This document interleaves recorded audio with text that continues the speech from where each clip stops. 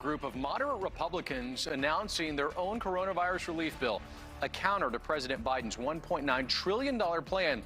Michael, what are lawmakers on both sides of the aisle saying about this one? Well, it's interesting because you have the Democrats on Capitol Hill who know that they have to work with Republicans. They also know in the back pocket they have reconciliation, which means they can take this down a different path that only requires 50 Democrats. We'll talk about that in a little bit, but they don't want to go that route. The White House wants to see if they can get Republicans on board with what they're presenting.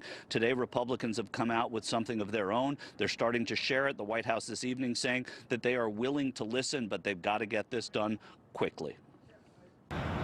There are signs that American politicians are returning to making policy news on Sunday mornings, and today was no different, with 10 Republican senators led by Maine's Susan Collins releasing a letter detailing their proposal for a COVID relief package totaling $600 billion, far less than President Biden's $1.9 trillion proposal, and bringing down additional stimulus checks to $1,000 from $1,400.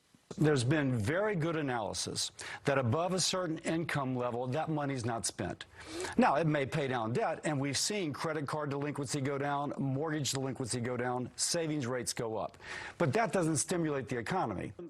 The differences highlighted by Louisiana Senator Bill Cassidy, a co-signer of the letter, are stark but not unexpected. Yet the president says that while unity is important, urgency is imperative. I support passing COVID relief with support from Republicans if we can get it, but the COVID relief has to pass. There's no ifs, ands, or buts. For his part, Cassidy says he has not seen unity in the process. If you want bipartisanship, you ought to start with a group that's shown it's willing to work together for a common solution. They did not. Also missing from the Republican proposal is the $15 minimum wage called for in the Biden plan, which Cassidy says is a job killer even in normal times. White House senior advisor Cedric Richmond disagrees. The minimum wage has been expanded or increased during times of crisis before. It's been increased under Republican presidents and Democratic presidents, and it's a great way to lift people out of poverty. If there is consistency among Democrats, it is about speed. We are in the midst of the worst pandemic in 100 years. We have got to act, and we have got to act now. Vermont Senator Bernie Sanders emphasized that elections matter and come with responsibility. You can't campaign on a series of issues, and then after the election, when you get power, say, oh, well, you know what, change it our mind. That's not the way it works. The Senate is now split at 50-50, with 60 senators needed to pass a relief package. That the signers of the Republican letter total 10 is important but not vital. A reconciliation process requiring only 50 votes, along with Vice President Kamala Harris, could move the bill forward. Cassidy calls this disingenuous. You don't want bipartisanship.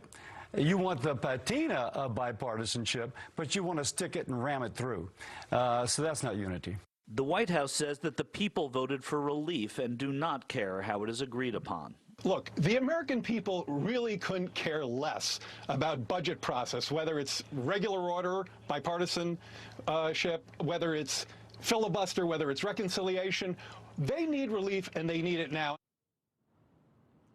Aaron Rudabeh, one of the things we need to watch in this upcoming week is what the Democrats are doing. They need to keep all 50 senators in line. You look at people like Joe Manchin of West Virginia, Kyrsten Sinema of Arizona. Will they leave the Democrats because they don't like the bipartisan package that the White House is putting forward? Or are they going to try and work some deal with the White House in order to stay on board if they move to reconciliation? The White House, of course, hoping that they can find a little bit of wiggle room. They came in with $1.9 trillion. They knew that was going to have to come down to get Republicans on board, but you heard the president there. This is about getting it done quickly, so I don't see a lot of wiggle room, and we'll have to watch how that goes this week. In Los Angeles for News Nation, I'm Michael Schur.